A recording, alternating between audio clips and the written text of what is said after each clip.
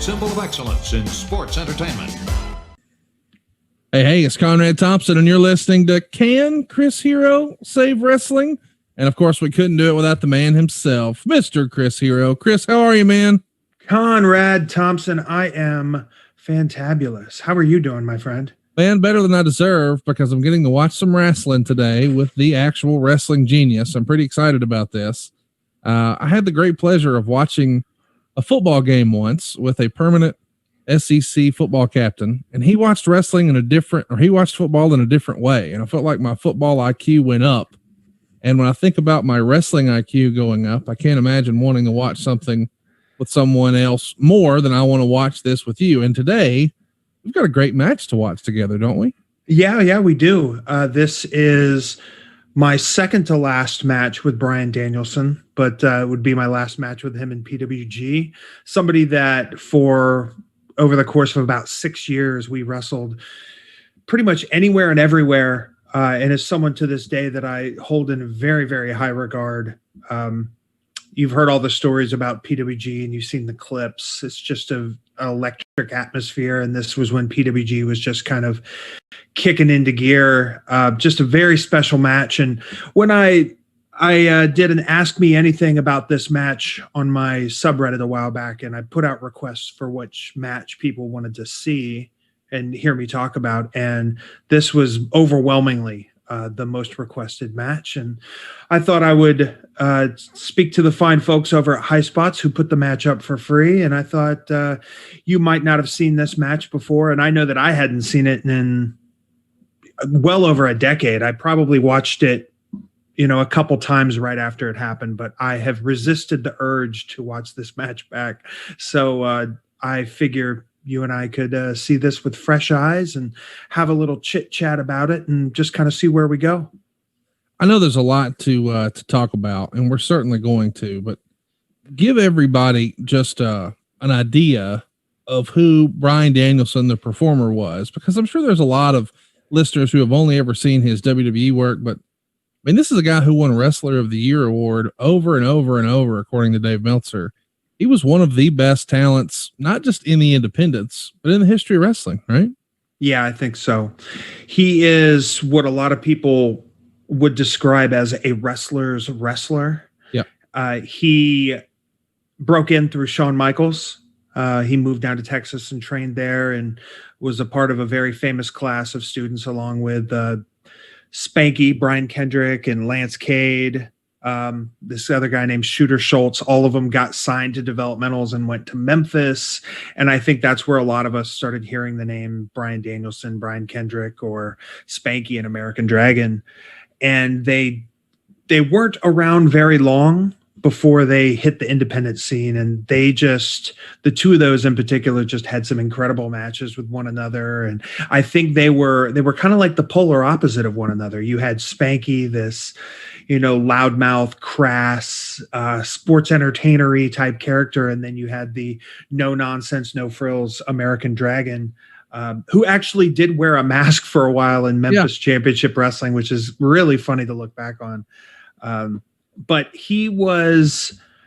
it's funny to see what he became with the Yes movement and all of that stuff. And just to see him holding up those championships at WrestleMania in New Orleans, to come from the guy that everybody he's just a technical guy. He doesn't have any personality, et cetera, et cetera. But he was always a very easygoing, down to earth kind of guy. He was always one of the favorites in the locker room. He had a way about him of causing mischief. He would kind of set guys up, to be ribbed, not in any kind of malicious way, but just in an entertaining kind of way. And especially when you're having these, hard matches and in front of big crowds and just these drives, it helps to have someone to lighten that mood. And then also just to have someone that you respect so greatly between the ropes rather. And Bryan was always a fun guy to spend time with. And then also just an honor to share the ring with him and just to figure out what you could do in there.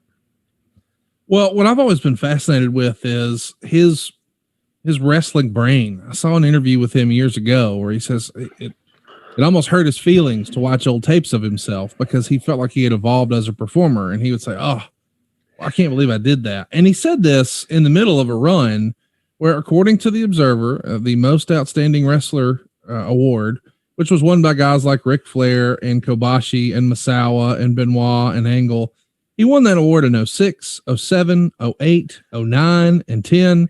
And this is a guy who was still very critical of his work. And for some reason, Chris, I feel like you guys have that in common. Yeah, I spoke about this a while ago about holding yourself to a higher standard. And I think that's exactly the type of performer that Bryan was and that Bryan is. He can look back on his old work with new eyes and just think like, oh my God, I should have done this, or I should have done that, or I missed this opportunity, and it's hard sometimes when you're that critical to enjoy your old matches. I mean, there's some of mine that I go back on and you just cringe at the choices that you made or the things that you said. It's a very funny dynamic to go back on. I try my best not to be too critical because I want to go back and watch these matches and enjoy these things. I'm sure I'll have a moment or two during this match that we're going to watch that is going to make me feel remorseful. You're just like, oh, what was I thinking? Oh man, don't look at me. Don't look at my eyes. Right. But at the same time, it's just such an awesome opportunity that we have to not only re-experience these things, but just to show these matches to a new audience. And I'm hoping a lot of people listening to this haven't seen this match. And I hope that by talking about it, we encourage you to not only watch this match with our commentary, but to go back and watch other things from this era. This is from the fall of 2009, which to me could seem like yesterday, but it's 12 years ago, right? 2009 seems like, man, that was a very pivotal year in my career. My most pivotal up until that point, for sure. Just the things I was going through at the time professionally and the places I was working. But to sit back here and to look back and enjoy that stuff and just not take things too seriously, not beat myself up too much, but just to also just share this with everybody else. I think it's a really cool opportunity for all of us. By the way, if you haven't already, you should go subscribe to the HighSpotsWrestlingNetwork.com.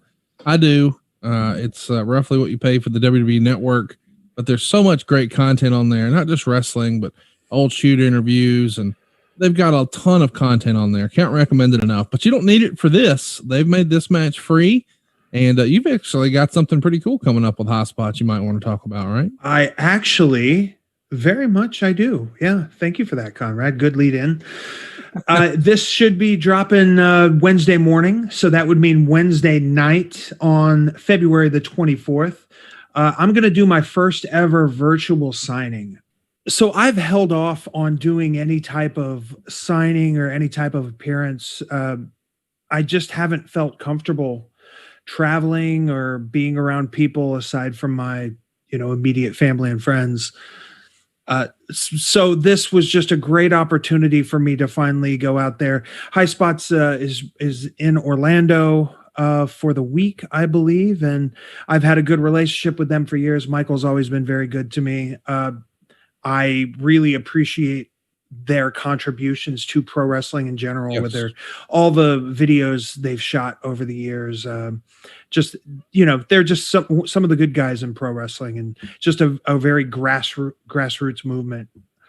So I am heading over to the hotel by the Orlando airport, and I'm going to do a sign it live where you can head to highspotsauctions.com, I believe, and put in an order. I think the turnbuckles are sold out, but they've got all kinds of pictures. I'm going to have actually a couple ring-worn items up for auction, which is something that I never do. So that's kind of cool. But it's just, I think 6 p.m. is when we go live on the HighSpots Facebook. So it's just going to be cool to interact with some fans for the first time in a very long time. I really miss that. when I was traveling on the weekends to do shows, I really cherished my time at the merch table, and not just to sell shirts and pictures and make money, but just to connect with people. And Yep. you'd have your regulars that you would see all the time. And, you'd see some just new people and people that were going to pro wrestling shows for their first time. It's very important for me to be able to connect with my fans and just to chat. And it's killing me not to wrestle right now. But I guess that's better than risking my health and the health of others to go and perform right now. So until things clear up a little bit more, that's going to be on the back burner. But I am excited to do this Sign It Live tonight. So if you're listening to this on Wednesday afternoon, 6 p.m. tonight, come check it out.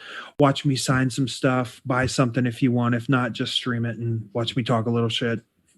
There you go. And you can find Chris, of course, online on all your social media channels and, of course, HighSpotsAuctions.com.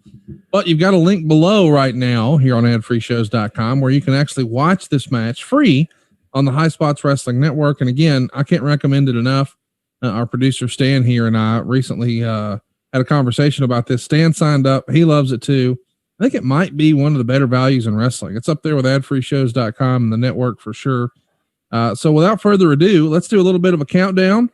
What you'll do here is you'll click the link below, and this will be a 2-screen experience for you. I would encourage you to press mute on the video before you press play, and Chris and I will give you some alternate commentary, almost like it was a DVD extra, maybe a generation ago.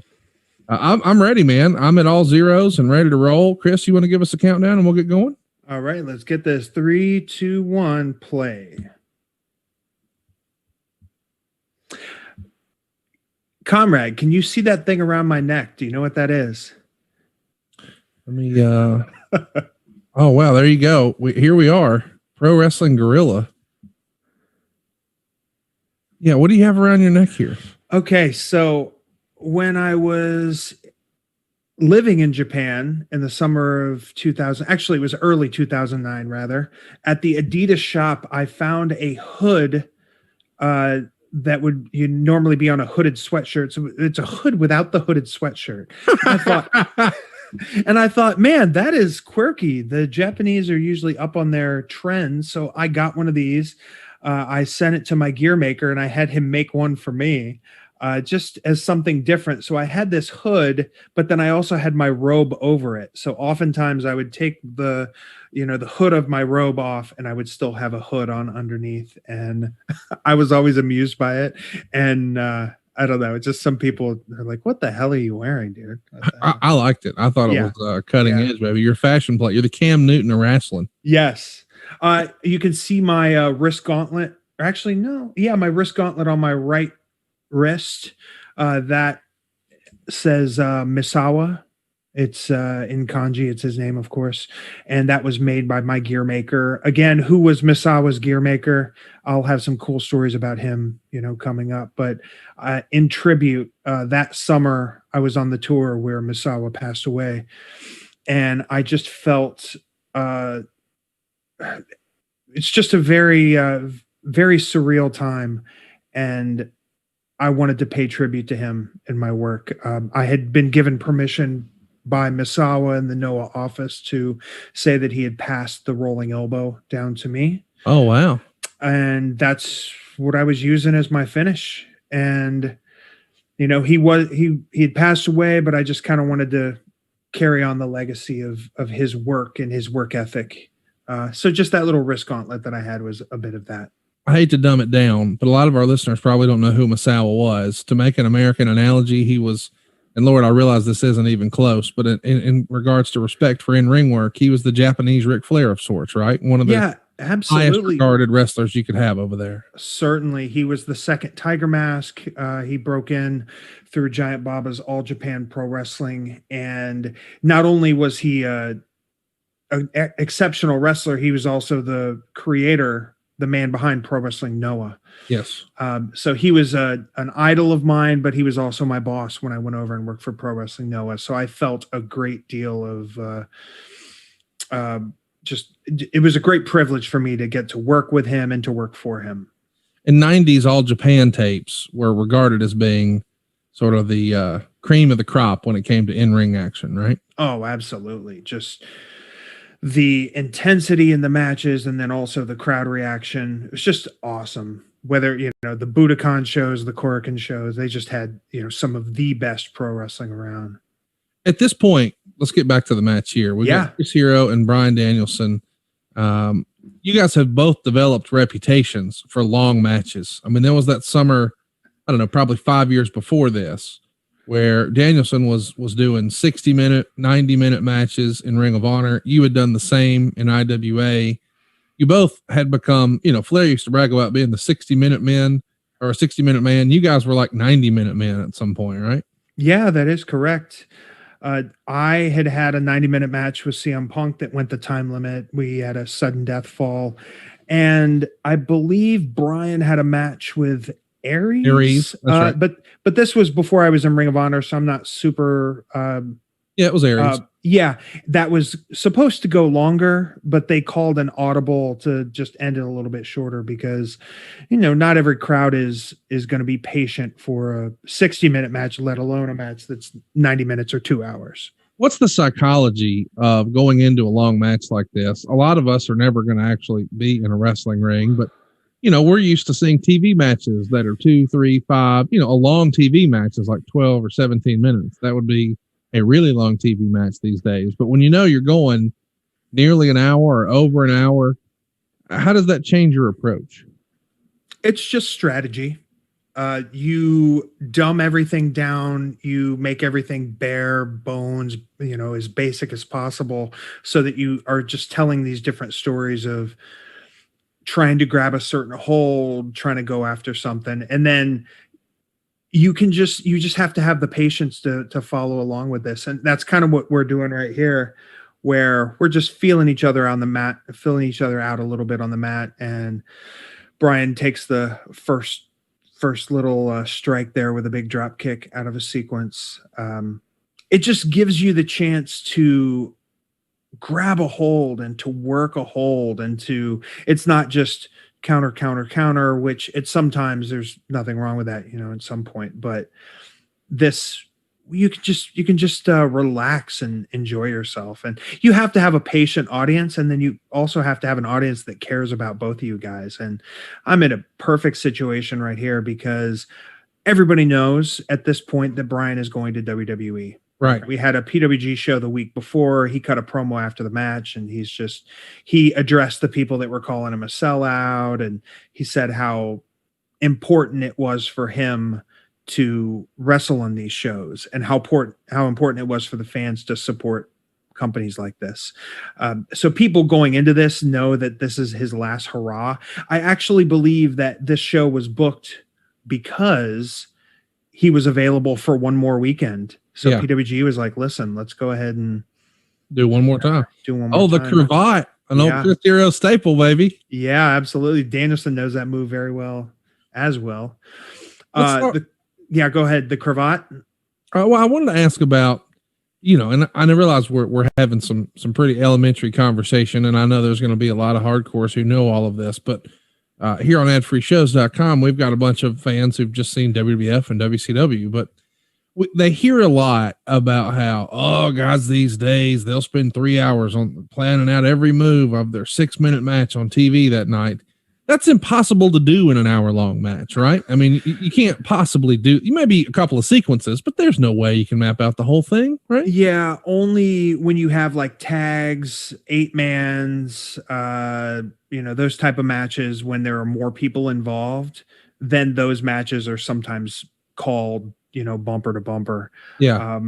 But you just don't want to call too much because one, it's like, how do you know the fans are going to love every bit of it? Right. I don't really know the point of it, of calling every little bit like that. But you have to give yourself the ability to adapt. Look at the crowd responding to that, boy. They love that sequence. Yeah, just a little counter out of it. Now he's going to try to get into a bit of a mood lock here. You see him enjoying himself, enjoying the crowd, and a staple of his in this era. Yeah, he's going to do the Rick Rude hip swivel, which is a big thing of his, and I use that moment to just roll out of it and take it away. And this isn't anything that we've called in the back. This is just kind of us playing around. Yeah, it's almost it's like sales, right? You got to give them more of what they're buying, less of what they're not. And so you get in there and you try some things, and if they're reacting, let's do more of that. Oh, they're not buying that, let's do a little less of that, right? Yeah. And there's nothing wrong with calling an entire match or calling a majority of a match, but you have to have a little bit of each, right? You have to it's writing, but it's also improv. You know, you want to be a good writer, but you want to be able to adapt on the fly. And again, this is, you know, I was just trying to one up him with what he just did, and then he just sat out here. And I love the smiles back and forth, because you're both trying to hot dog a little bit and have a little fun with each other, and the crowd knows it. Yeah. Hey, so tell me about, you know, again, I know we're having some redundancy for some folks who are familiar, but Pro Wrestling Guerrilla, this is a major West Coast promotion. A lot of people probably don't know the background or anything about the building or the relevance to maybe one of the announcers on Wednesday night. Catch everybody up about PWG.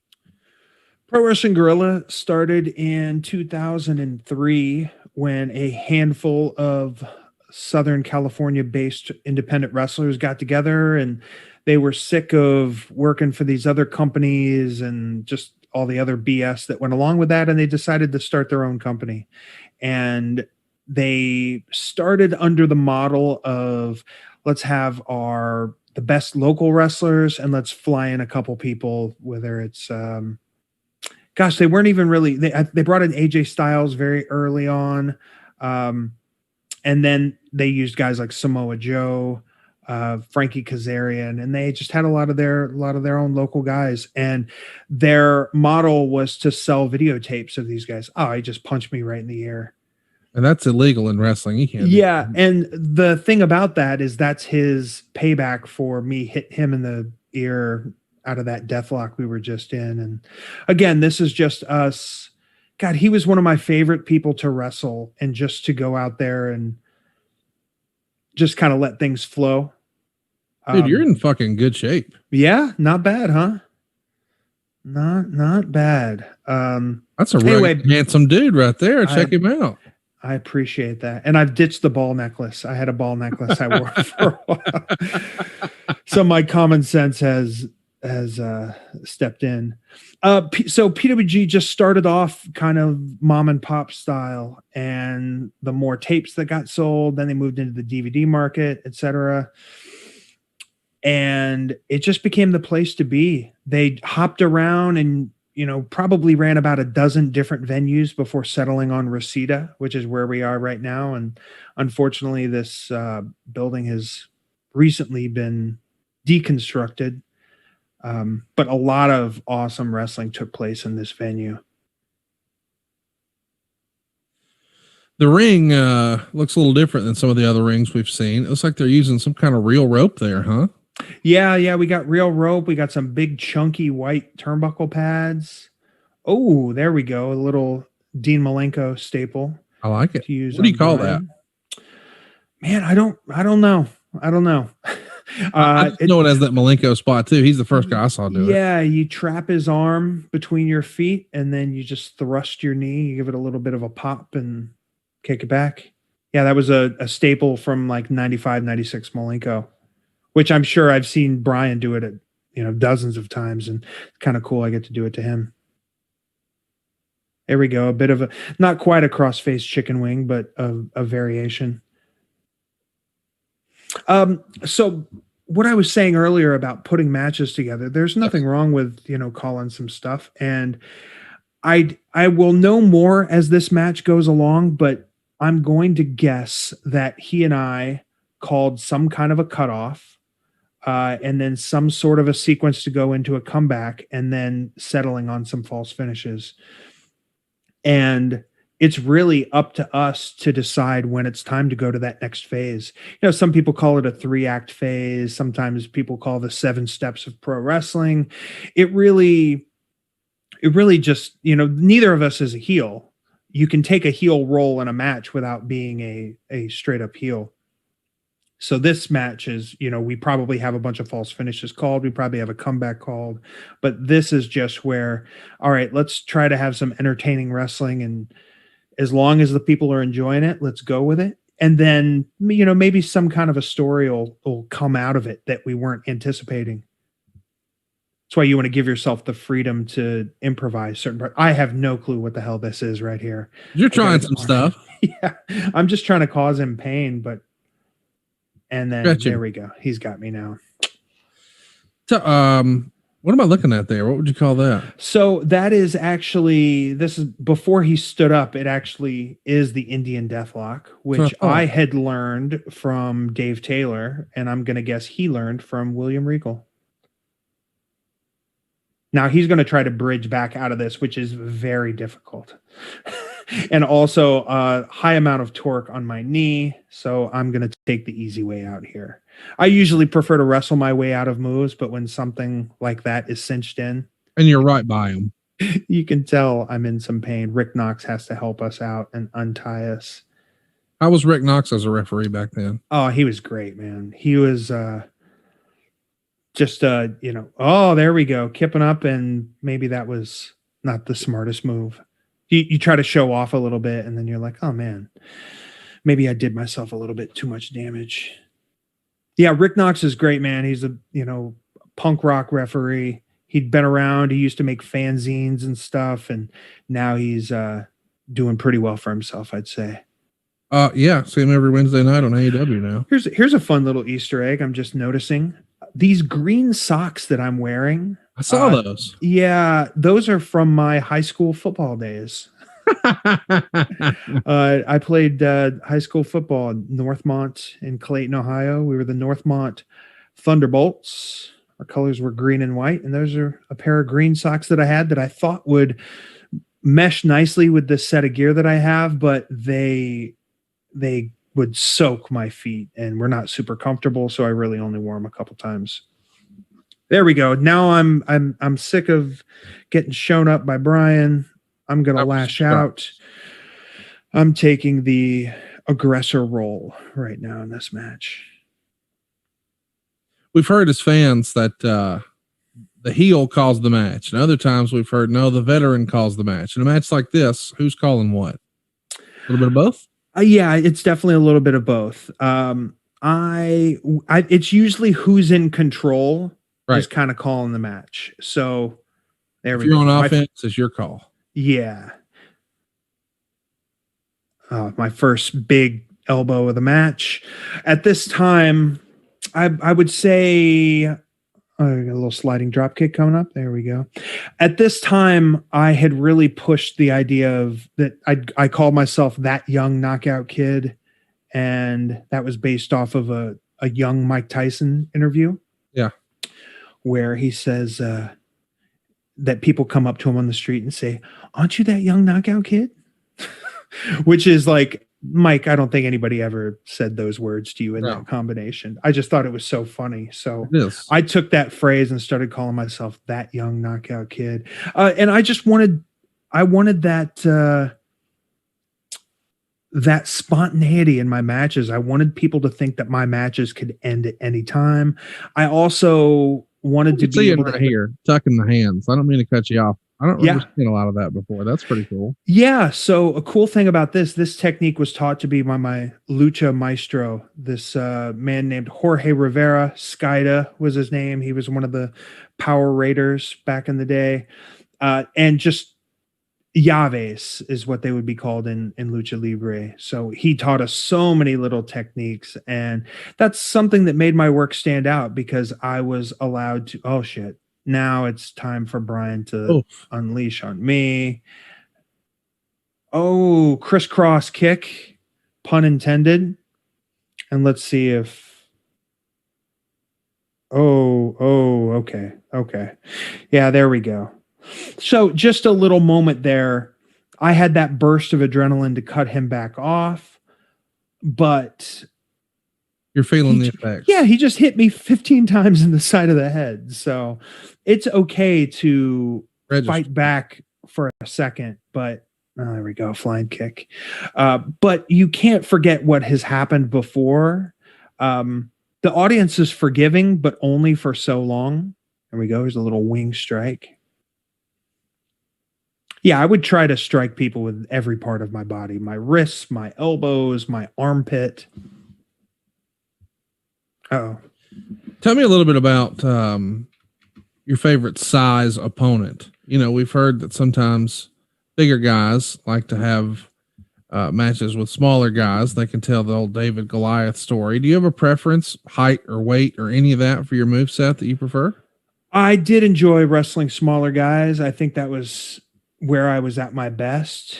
And speaking of, I'm going to throw him around like a little rag doll with a little ripcord senton. Another technique that was taught to me by Skyday Jorge Rivera. Dude, that was Twisting- awesome. Twisting senton. Just trying to find creative ways to throw my body on top of him. Yeah, I think, and there's another one, a little.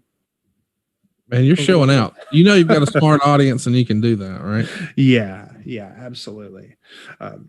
Yeah, I think my dynamic is always best as the bully, the bruiser, the guy that's taking a guy that's either younger or smaller and just really taking it to him. I think some of my best matches were that dynamic. Not that I can't fight from underneath, Right.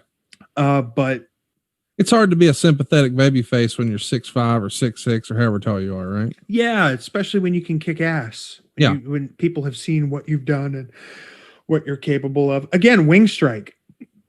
Something I came up with on my own. Why don't I just hit the guy with my tricep? What do we got here? Oh, a little Misawa spinning back elbow. Not nearly as good as he does. Oh, damn. There we go. Timber. All right. Very strike heavy. Fans are not yet reacting to the false finishes because they know this is going to be a long one. Yeah. And then earlier in the night, there was an incredible El Generico versus Shingo Takagi match that, 35 minutes, I'm going to guess. But so we have to follow that, but try to do something a little bit different, because some people still to this day say that match with those two is one of the best PWG matches in history, one of the best singles matches. So, of course, now Bryan and I have to either follow it, top it. Oh, there we go, little William Regal, and he's pissed. We've seen this before. God, yeah, his kicks are no joke. I like the Muay Thai knees we saw there, though, before you did the William Regal. That was fun. Yeah, a little, oh, it punches me back in the ear. Another callback from that first bit earlier in the match. Here we go. Romero special. And I know that if I don't give him my arms, he's probably going to double stomp my legs. So it's kind of like damned if you do, damned if you don't. I think the first guy I ever saw do this was Jushin Liger. Yeah. Liger was a big part of his offense. Super Crazy brought it out too. Oh, man. And it doesn't matter. That sucks. Yeah. There we go. I got to make sure not to fall back on my legs and blow out a knee. So the good thing about having had so many matches with Bryan is, and having seen him wrestle so much, I'm pretty familiar with 90% of what he does. So It goes back to us just kind of feeling each other out and not having to know exactly what he's going to do next until pretty much right before he does it. If you had to guess, how many times at this point had you wrestled Bryan? I'd say that we probably had about a dozen singles matches. My first match with Bryan, and I think you'll like this. I first met Bryan in Austria, of all places. Wow. Yeah, we were working some shows. I think we did a show in Austria. We did one in Germany for a group called German Stampede. Oh, shit. Little hatch suplex. And then I went over to England to work my first week of shows, and my first match was a tag match in Bognor Regis at one of the Butlins camps. And I teamed with this guy named Kid Cool. A little diving headbutt. I teamed with this guy named Kid Cool against the American Dragon with the mask and his partner, Cannonball Grizzly, aka PN News.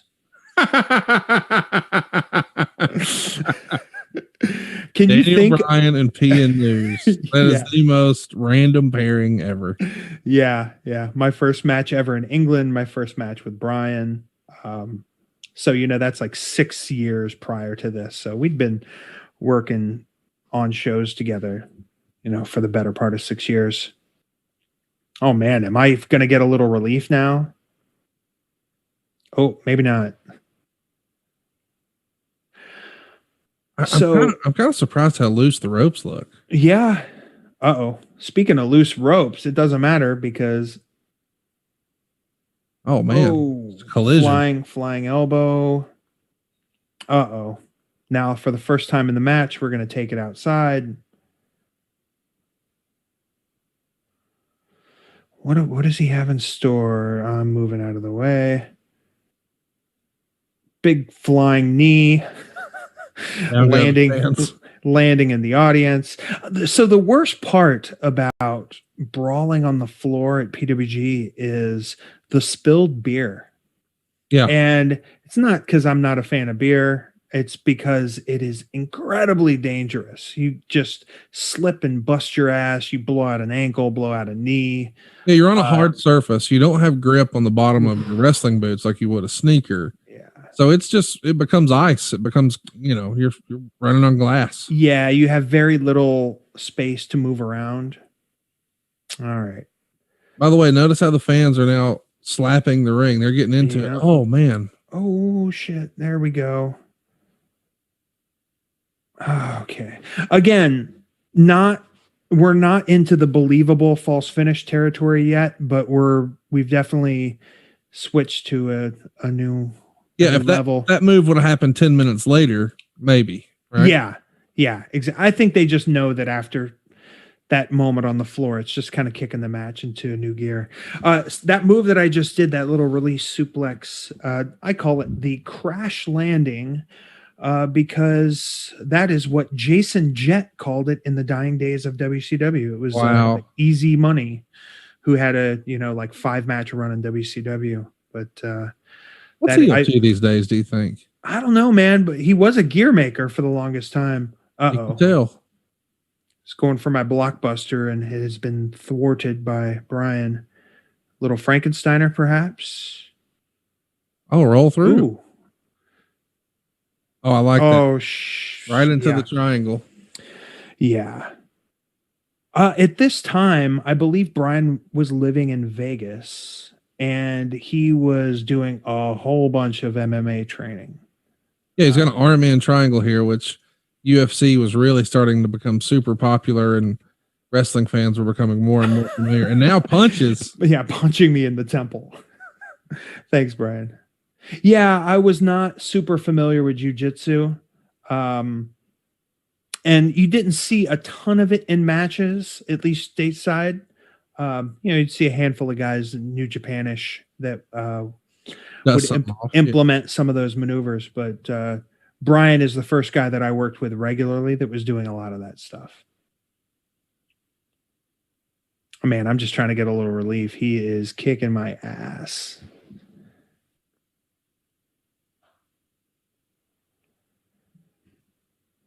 We've got Bryan. Oh man, there it is. Oh, sorry, dude. Bandera. That's what we call the little pop to the floor. Bandera is the Spanish word for flag. So it's kind of like you're raising a flag. Yeah. So what do we think? I'm thinking about doing a dive. Or a super kick. Yeah. I just super kick Rick Knox. Let's see what we got coming up. No. Boom, flipping out of the ring. Here comes Bryan, a little baseball slide. Oh, shit. Now there's a big area for him to... Fans have cleared out. They're ready for him. Yeah, to do one of his crazy kamikaze Bryan Danielson dives. God, he did these to like Morishima in... Ring of Honor. Yep. Oh, there we go. I was able to get a chair up at the last second. Not really a cool thing to do. That's cheating, Chris. Yeah. I was just trying not to get blasted again. Stop cheating, Chris.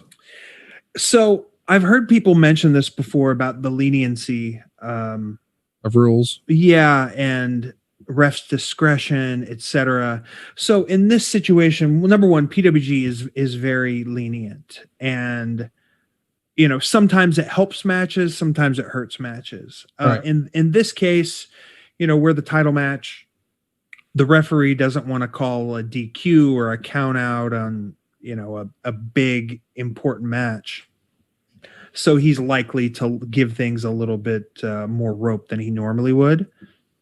But at the same time, it's up to us to not be too egregious where it would lose the effect and just kind of look like bullshit. You've seen it before where you're getting to a certain point and everything's fine, but then one or two things happen and you're kind of like, uh-oh, I'm kind of losing interest in this match.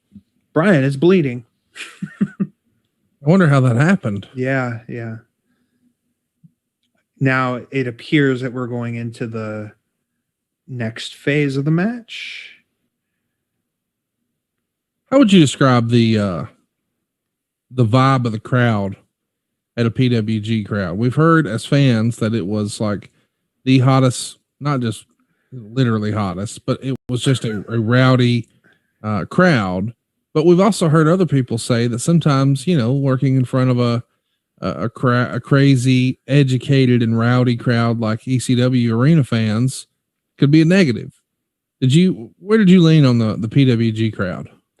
I enjoyed it 99% of the time. And just look at them going nuts right now. Yeah, they're into this. And you guys are telling a story. I mean, my goodness, he's bleeding and you're firmly in control now. He barely made the count. Yeah. I've said this to you before. In my opinion, no such thing as bad crowd, just bad wrestlers, right? Yeah. So I always take it apart. What the hell am I doing? Kevin Sullivan, baby, a little Tree of Woe action. Okay, so I actually remember this, and I think this is the one and only time I did this. I thought it would be a good idea. It turns out my landing is a lot harder. Okay, so I got his arm trapped. He's bleeding. I'm going to try to do a diving elbow. Boom. And then I just was like, oh my God, that sucked. That was so stupid. But you got to try things every now and again, right? Yeah. Well, that was one and done for me.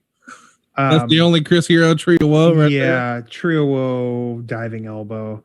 There's probably somebody a little more fluid, a little more floaty than myself could pull that off. But that was not it right there. The PWG crowd is just like any other crowd in the fact that you just have to find out what they want. You have to find out what they want for that particular match. And I had the privilege of working for them so regularly that I almost always knew where they stood with me, whether they loved me or hated me. I went through both of those phases. Little flying wing attack. Boom. Just a running elbow. That was my ode to Jumbo Saruta. Jumbo would come off with his big knee and he'd do like the big, oh. So that was something I tried to do for a little while. There we go. Little insult to injury, slapping him in the ear, trying to knock his equilibrium out a little bit. Sure. There we go. I got a little trio of elbows coming up, I think. There we go. Side of the head. That was kind of nasty. That was a Dusty Rhodes one right there. It's so funny. I asked Dusty for his permission to do that elbow, right? Thinking he'd be like, yeah, man, no problem. He's like, you got to talk to Cody. Oh, that's tremendous. Oh, there we go. I think Cody's only used it like once in AEW. Yeah. It's a tough one to do, man, to make it look good. And, oh, shit. He's firing up. A little shadow elbow. I think we're going to see a running power bomb. How about that? Yeah, that was always one of my favorite moves before I became a wrestler. I loved the power bomb. So like the skyscrapers in WCW, or even someone like Akio Sato from the Orient Express, when he was busting out that power bomb in 1990 WWF. I'm like, man, I love Sato. The running power bomb. I think the first person I saw do it was Liger. Liger. But you said that you loved it until you became a wrestler. What happened? Well, it's an unpredictable one. You know, there's so much momentum. There's so much. Oh, there we go, floating over into my hangman's clutch. A move of my own invention. It's an STF with an inverted cravat. Just the running power bomb. It's just unpredictable. You know how big your opponent is, how easily they go up, how far you can run, how you land them. It's just a tough one. I still break it out every now and again, but it's so much more difficult than it looks. Wasn't there an era I actually gave one to Liger. I gave Liger a Liger bomb, and the bastard kicked out at one. Yeah. Well, he was probably thinking, this son of a bitch is hitting me with my own shit. Can't use my own shit against me. Yeah. Hey, so once upon a time, one of your things was, I'm going to see how many cravats I can put into a match, and fans would even chant the number, right? 1, yeah, 2. Yeah. So I loved the cravat. I just thought it was awesome. Before I even knew what a cravat was, I called it the snapmare hold. Right. You grab them like you're going to snapmare them. Yeah. And then eventually, you know, I learned how to do it from Dave Taylor, Finley Regal. And it just was like a nice neck crank that nobody was doing. And to the point where sometimes I would grab it and then the guy would flip themselves like a snapmare. And I'm like, damn it, what are you doing? Yeah. But because it was my thing, I think I cut these promos in CZW like, oh man, I can get, I have 100 ways to get into a cravat. And I would always try to do something fancy to get into it. Ow. That's going to be a bad night. Oh, that's no good. But yeah, it was like your diamond cutter. I can put this cravat on from anywhere. Yep. And I had a cravat suplex, a cravat leg sweep, cravat, like a, what Bubba Gump was to shrimp, you were to cravat. Yeah. This is a terrifying maneuver. This is a career ender right here. Yeah. I used to see head shrinker Samu do this to fools and plant them. Oh, I think I'm able to get away from it. Good for you. Oh, he has landed. And another one of my favorite moves, the moonsault. What an incredible move. Thank you, Great Muda. Oh, shit. He is just so damn persistent, isn't he? Yeah, he wants your nuts on ice. Yeah. He wants my neck in a sling. Yeah. Here we go. Yeah, that was always a Razor Ramon move too. You know, not the top, but the second rope. He'd do that right suplex. Oh, man. And there we go. Oh, that sucked. You didn't like that sell? Oh, man. That just seeing my neck fold that way. I'm glad that I'm sitting in a chair right now and not. No kidding. Yeah, it's just when you get lifted up like that and dropped backwards off the top rope, you no longer have control of how much you're flipping, how, what direction you're going. So you just have to, if you feel like you're going to be thrown a little extra far, that's when you can kind of sandbag it a little bit. Or if you feel like it's going to be heavy, you give it a little extra jump so that you land nice and flat. But it's a tough one. We're going to go 1-2 here. Man. Bryan had some bony ass elbows. Where you at on kick pads? Yeah. His kicks were something else. Where are you at on kick pads? What's your opinion of them? Man, they were all the rage for a while, and you'd see people wearing kick pads that didn't throw kicks because I think they just like the aesthetic of it. Let's see. Can I a little bypass? Oh no. A little O'Connor roll. He's got the bridge.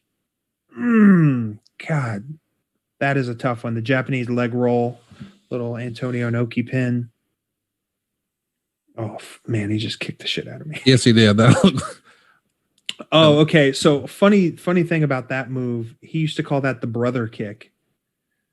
Tiger suplex. Wow, the brother kick. Because he saw some guy do it on a show they were on in Japan, and he didn't know the guy's name. So you go, yeah, that one kick the brother used to do, brother kick. Yeah. So, a year later, he's still calling it brother kick. Man, I've he got was big on bridges back here, was he not? yeah. So the interesting thing here, this is what some people call the cattle mutilation. Right. Some people called, Arms Across America, I think was one they called it for a while. Oh man, I'm That just was a getting UFC hammered finish here. right there, an early UFC move. Trap the Yeah. arms and just elbow the shit out of him. Yeah. Goddamn UFC. But so cattle mutilation was the name of this guy in Japan. Poison Sawada used to do this move, but Bryan, I'm sure, got it from Great Muta, which is just Right. this bridging, double underhook. What a great move. Yeah, he had such a creative way to go in and out of his 5 or 6 signature moves. Whether it was the stomps where he's got your arm or Yeah. the elbow flurry that we saw there, the tiger suplex, the mutilation. Yeah, he was just a master of weaving those in and out. Oh, now I'm about to get kicked in the face. Oh, maybe not. Maybe just slapped. At this point, how far away are you from going to FCW? So this would be a little over 2 years before I was supposed to start with FCW. And Bryan, he got to skip FCW. He had a match or two there, but he never had to move and go through developmental. He just got called up right onto NXT. Open hand slaps can really suck. Yeah, we should mention at the time NXT was not developmental. It was on a show. It was like Tough Enough, kind of. Back to the cravat with the suplex there. Got a nice tight little pin. It does not matter. Yeah, seeing Bryan on that NXT show just gave me a different outlook. It made me think like, oh man, maybe there is some space somewhere for me in WWE. That first set of, the Wild and Young. Remember those awesome vignettes they used to have to open those shows? Oh, we got a little schoolboy. Man. I know I'm asking a silly question, but was there any sort of time constraint? Do you guys get to go as long as you want? Yeah. I feel like there may have been a 60-minute time limit. And once we get into a certain part of the match, I think the fans are sensing that, well, it's Bryan's match. They're going to go to a time limit draw. Right.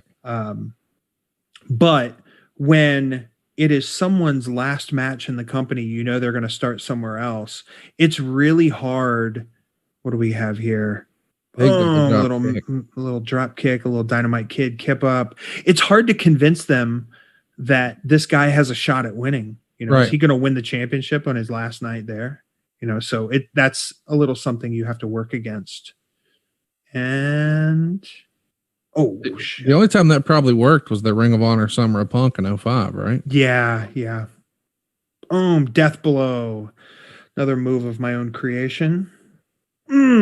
Nice name too, Death Blow. The Death Blow. Yeah. Hangman's Elbow. You get him up for like a Rude Awakening neck breaker and just spin and catch him in the side of the head. I know you said you were going to tell us another time, but who made your gear here? So there's a Japanese man by the name of Osamu Oguri. He has a company called Kondo Shoes, and he is most known for making boots, but he made gear for everyone, from Jumbo Tsuruta to Misawa when he was Tiger Mask, throughout Misawa's career, all the way up until guys like Tanahashi and Okada. All the Gaijin guys would come in and get boots from him, and that's what I started with. But every tour I would do in Japan, fans are into that middle finger up there. Oh, Stone Cold Bryan Danielson there. Yeah, I mean, is that can of whoop ass vegan? He's going to start chugging almond milk. Oh, that's a way to shut him up. Kick him right in the face. It's very good to have long legs that can just, a size 13 boot that you can just jack them upside the head.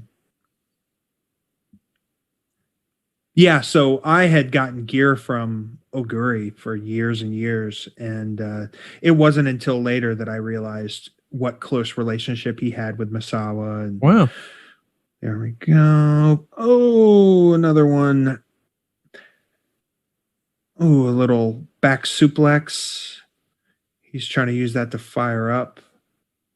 You're going to try to cut him off. Oh, Yeah. there you go. Man. Oh man. Again, I was just talking about having long legs, and Yeah. it's to my detriment in that maneuver there. Oh, Yeah, brother was like kick again. Flex right there. Yeah. Oh, there's Dr. Death. Oh, here come the this is going to be brutal. Oh man, these are something else. You just got to grin and bear that? Yeah. Rolling it over into a triangle. Everybody's on their feet for that, yeah. That guy is really fired up. Oh man, I'm not a super body guy, but that was it didn't work. The power bomb did not work. It is very difficult to deadlift somebody from any position in pro wrestling. So I think it gets done so much now that people are just kind of used to it. Yeah. But I think this might be it for me. Oh man, look at this. Yeah, what do you call that? Good. Some sort of a plata. And I think if I would tap out right now to try to stop some of that pressure on my shoulder, because oh my goodness, there we go. So nobody thought Bryan would win. Right. Maybe somebody did, but for the most part, overwhelming majority, nobody thought Bryan would win. And thus ends my PWG championship reign. I had won the title in a cage match with Human Tornado, just a really massive feud for me. It was a very big moment for me to win that belt, and then to have some exceptional challengers over the last year and a half. And then just to end it here. And then this fan, just completely unprompted, he's, a bit special, and just sure enough, he hopped in there, and what a fun moment, right? Great moment. We're like, what's going on? I'm glad we didn't have somebody in the, I mean, you just kind of gotta go with it. Yeah. Gosh, if this would have been a different time, somebody would have fan raises his arm.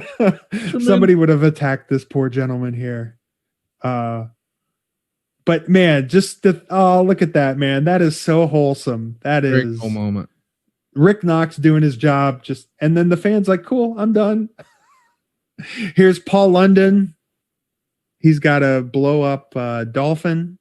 They were a very brief, short-lived tag team called the Hybrid Dolphins. I encourage people to go out and watch the promo of those guys, where Bryan is trying really hard to keep a straight face. It's just a very great moment in early PWG.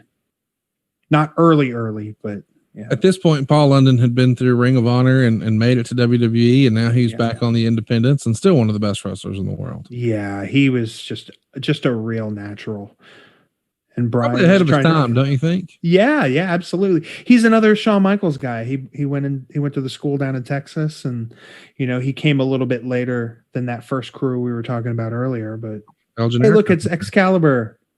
Oh, you're right. Yeah, that is Excalibur. Excalibur, who had to do the ring announcing duties as well as the commentary duties, and I believe right now they're trying to figure out what's going to happen with this championship, because he's leaving. And what does happen is we're coming up on the Battle of Los Angeles, which is their yearly tournament. And now the winner of the tournament not only, receives the prize of winning the tournament, they will also become the next PWG champion.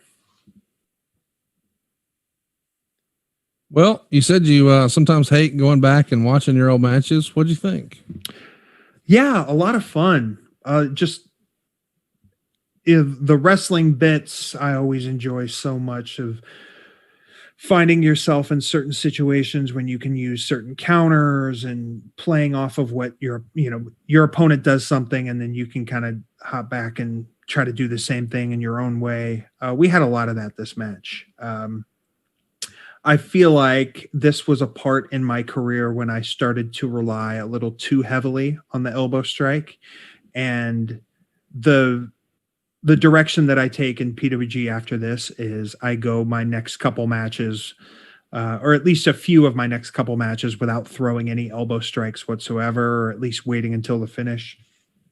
just something to add a little different flavor to my matches, because I had used that thing so much and so many times for falses. And then in this match, when, I threw out a dozen elbows and I did not get the win, it was time for me to change it up a little bit.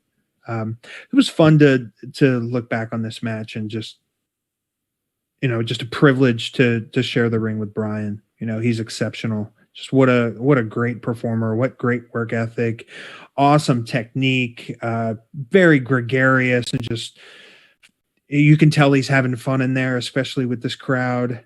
I'm not sure what he's saying right now, but I'm sure it's 100% heartfelt. And he really did appreciate the opportunity to work in front of crowds like this at PWG. How special was it for you to have his last match here?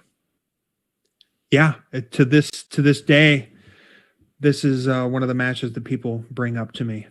If you go over to Cage Match, it is my highest rated match on there. It's not that particularly means anything, but it does mean that a lot of people enjoyed it. And I am proud of that. And I'm happy to have had this. And, he's somebody that I would love to wrestle again, just seeing what 2021 version of Bryan and myself would get up to in the ring. Yeah, he's always evolved. I was crushed when he had to quit wrestling for a couple years. I was very sad because I knew how much it meant to him, and just the amount of, just the quality of his work, and just the amount of different types of opponents that he is not carried, but brought the best out of in matches. It's a shame that he had to take time off, but I am glad he was able to get through that and come back. Yeah, he's one of my favorite opponents of all time. We got a lot of questions about this particular match. If you'd like to ask a question about anything we're doing and keep up with what's coming next, follow us on Twitter at CanChrisHero. That's at CanChrisHero on Twitter. Paranoid says, I'm excited to listen to this episode as this is one of my favorite matches of all time. Do you think the match is the best example of how King Road / ARC style wrestling has influenced your style and career? Both you and Bryan are vocal about the influence of the Four Pillars and their contemporaries had on you. You worked in Noah and with the Noah talent throughout the 2000s. So to this match, it seems to clearly draw upon their legacy and style, though with its own unique flair. What say you? It's an honor for people to see their influence in our work. When you talk about the Four Pillars, you're talking about Mitsuharu Misawa, Kenta Kobashi, Toshiaki Kawada, and Akira Taue. They were the four men that main evented All Japan Pro Wrestling in the mid 90s, late 90s, and then all the way over to Pro Wrestling Noah, where obviously Kawada stayed back with All Japan, but those other three men and Jun Akiyama had their own, had a different legacy to fulfill in Pro Wrestling Noah. I've watched so many of those guys' matches over the years. I got to spend time in the ring with all of them minus Kawada.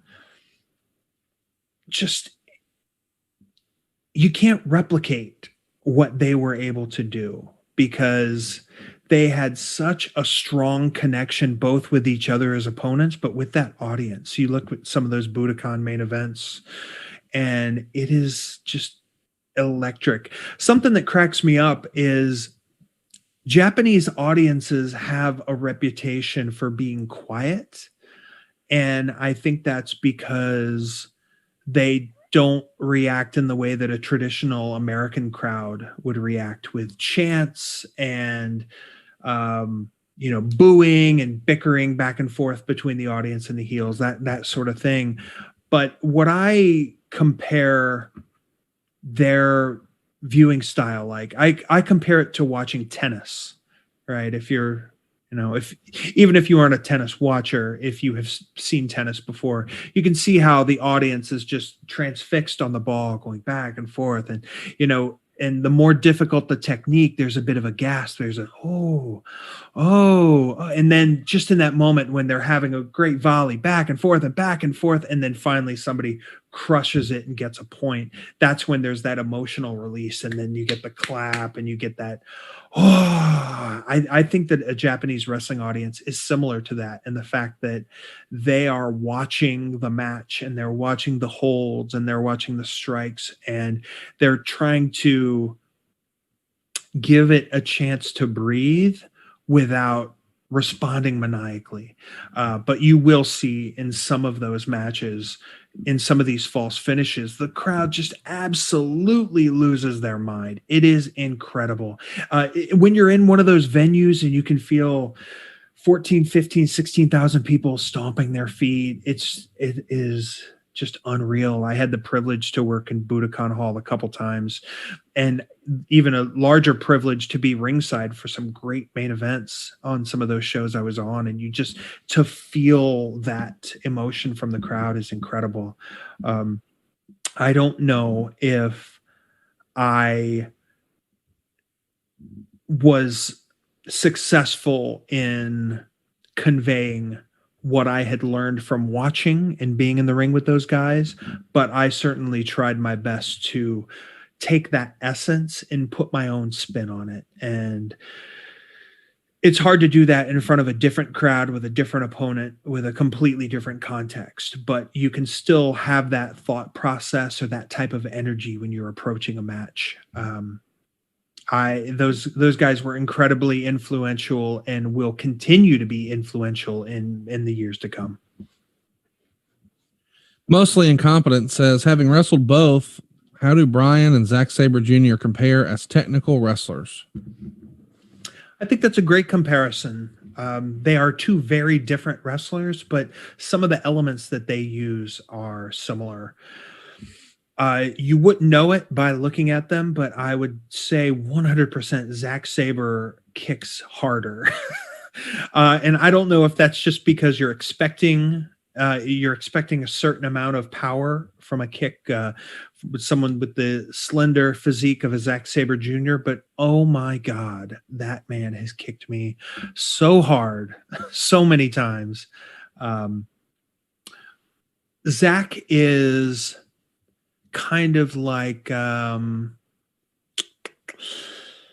not sure if how many of the listeners would be familiar with this reference, but in the 90s there was this videotape series for basketball called the N1 Mixtape, where you would have all these street ballers that would be doing these crossovers and these great dribbles and just taking the game of basketball and putting their own creativity and nice little spin on it. And I think of that when I watch Zack transition in and out of his hold sometimes, because Zack could beat you with a hammerlock. He could beat you with a headlock, but he prefers to, slide around your body, wiggle out your other arm, twerk that. He's going to put his foot in the crease of your elbow and he's going to bend that down. And then, oh, guess what? Your ankle's over here. He's going to spin around. He's going to hook your ankle. He's going to crank that almost kind of like a heel hook, which is going to twist your body onto your stomach. And then he's going to grapevine his leg around you. And then he's going to slide around, chicken wing your arm, cross face you. And you're like, how did he do this? How did he do it so smoothly, so quickly, so effortlessly? And I think I'm stronger than him. Why am I not able to resist this? He's just, taking it and kind of similar to we saw Bryan earlier in the match, where he's kind of doing something and just got a bit of a shit-eating grin, as they would say. Zack very much emulates that of, just taking the basic of basics and putting his own flamboyant spin on it. And I would say Bryan is a little bit grittier in the ring, but again, like I said, they both encapsulate the same kind of energy when it comes to pro wrestling. Every week we like to finish with you dropping some knowledge on us. We just watched one of your greatest matches. You said, according to Cage Match, your highest rated match with fans. What knowledge can you drop on us today, Chris? I would implore you all to, when you're calling your matches, when you're putting your matches together, give yourself the flexibility to call chunks of your match in the ring, right? I don't think there is a problem with calling your entire match. I don't think there is a problem with, calling the entire match in the ring, right? I think both of those things are good on their own, but I think we get so caught up into wanting the match to be absolutely perfect that we call it A to Z. When you do that, you don't give yourself the opportunity to seize on a moment in a match that you can take it and get the most out of it, right? You can, something that did not exist when you were putting the match together in the back presents itself while you're out there live in front of an audience. You can take that and mold it and play around with it. Maybe this moment, you were getting ready to go to this thing, but now you can, oh shoot, this is getting a good reaction. Let me stick with this, right? So for instance, you don't have to call all of your wrestling counters in the beginning of a match. It is okay to just kind of freestyle out there and do stuff as to what feels natural without ignoring the audience. You don't have to call every last bit of your heat, right? Your heat doesn't have to be like, okay, boom, boom, boom, boom, boom, right? As long as you know where you are in the match and where you're going, you should be able to kind of have the freedom to pick and choose what you're going to do.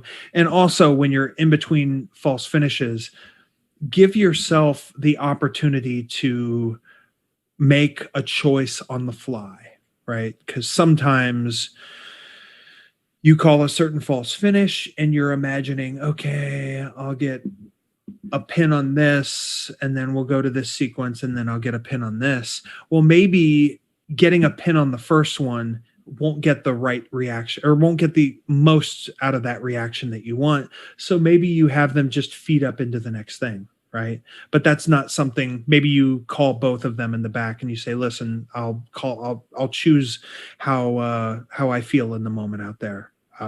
But if you don't give yourself the freedom to do that, you're not going to get any better at calling things in the ring and adjusting on the fly. And those two things are very, very important in pro wrestling because you want to get the best reaction, but you also want to provide the fans with the most entertaining match possible. And sometimes you can make the match more entertaining for them by changing something on the fly. So give yourself that freedom to do so.